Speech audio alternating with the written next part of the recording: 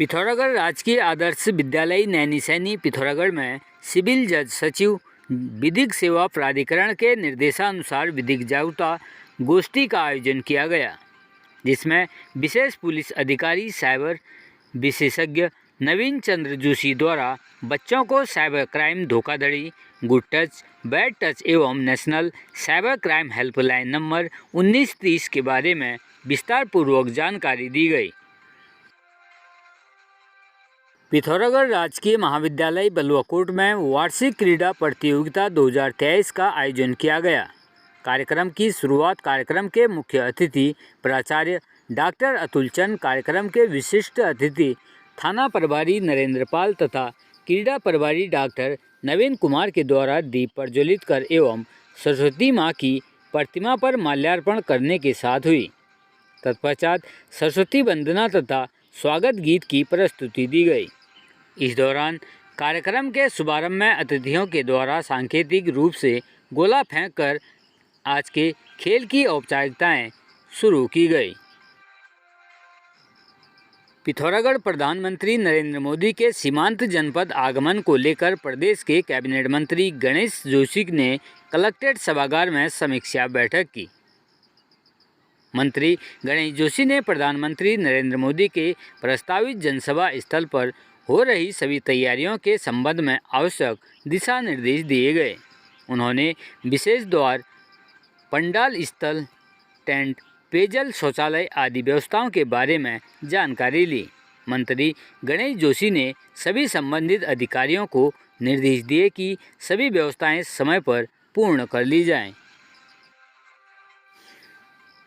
पिथौरागढ़ थाना थल एवं जौलजीबी पुलिस ने 2 अलग अलग मामलों में कुल 48 पौवे व 1 बोतल अवैध अंग्रेजी शराब एवं 5 लीटर कच्ची शराब के साथ 2 अभियुक्तों को किया गिरफ्तार। पिथौरागढ़ जनपद क्षेत्रांतर्गत अवैध शराब की बिक्री व तस्करी करने, होटल ढाबों की आड़ में शराब पिलाने बेचने वालों के विरुद्ध लगातार जनपद पुलिस के द्वारा कड़ी कार्रवाई की जा रही है।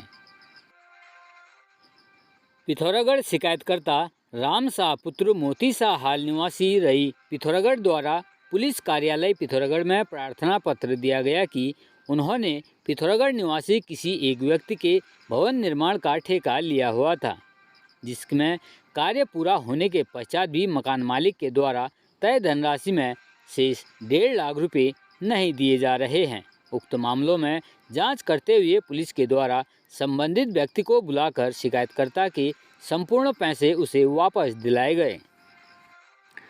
पिथौरागढ़ पुलिस ने शराब के नशे में वाहन चलाने पर एक वाहन चालक को किया गिरफ्तार। साथ ही यातायात नियमों का उल्लंघन करने और मिशन मर्यादा के तहत कुल 70 लोगों के विरुद्ध की चालान की कार्रवाई। पिथौरागढ़ जनपद क्षेत्रांतर्गत सड़क दुर्घटनाओं पर प्रभावी रूप से अंकुश लगाने हेतु शराब के नशे में वाहन चलाने और यातायात नियमों का उल्लंघन करने, शराब के नशे में सरेआम उत्पात मचाने, लड़ाई झगड़ा कर शांति व्यवस्था भंग करने वालों के विरुद्ध कड़ी वैधानिक कार्रवाई की जा रही है।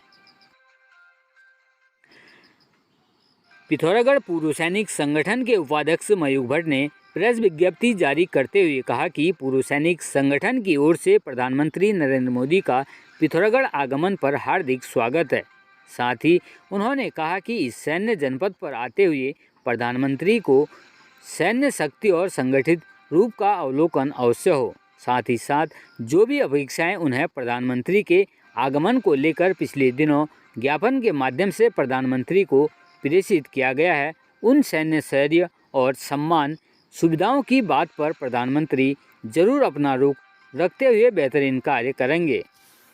माननीय प्रधानमंत्री जी के पिथौरागढ़ आगमन पर हम सभी वीर नारियों, पूर्व सैनिकों के माध्यम से प्रधानमंत्री जी का यहाँ पे स्वागत करते हैं और उनके आने की सूचना भी हमें पत्र के माध्यम से भी प्राप्त हुई है, जिसमें आशा व्यक्त की गई है कि जनपद से भी ज़्यादा से ज़्यादा पूर्व सैनिक इस रैली में प्रतिभाग करेंगे।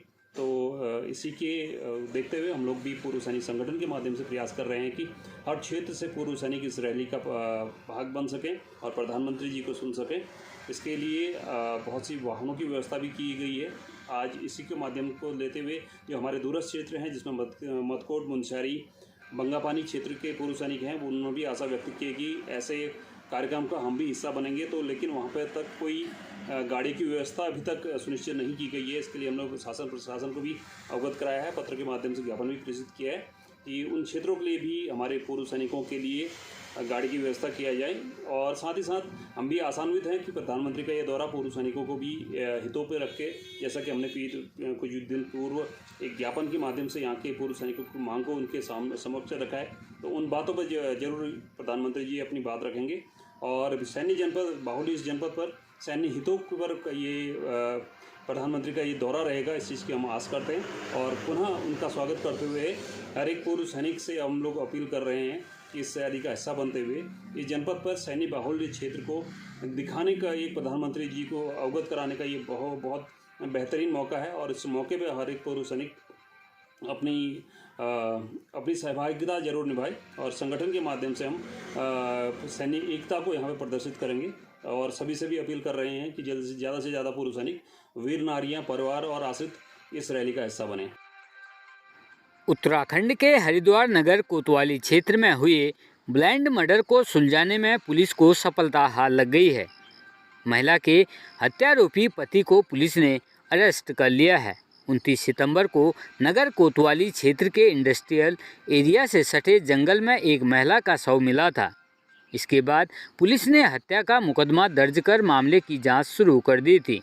सैकड़ों सीसीटीवी फुटेज खंगालने के बाद पुलिस हत्या के आरोपी सागर तक जा पहुंची।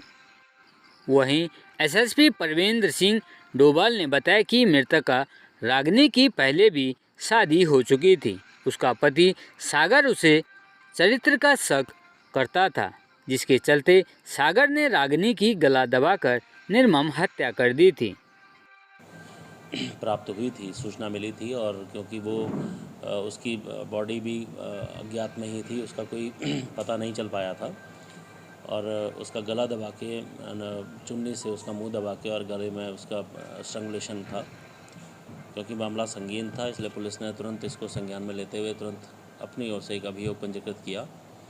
क्योंकि अज्ञात में मुकदमा था और कोई भी इसका वेयर अबाउट नहीं था, कोई मिसिंग भी कहीं नहीं थी।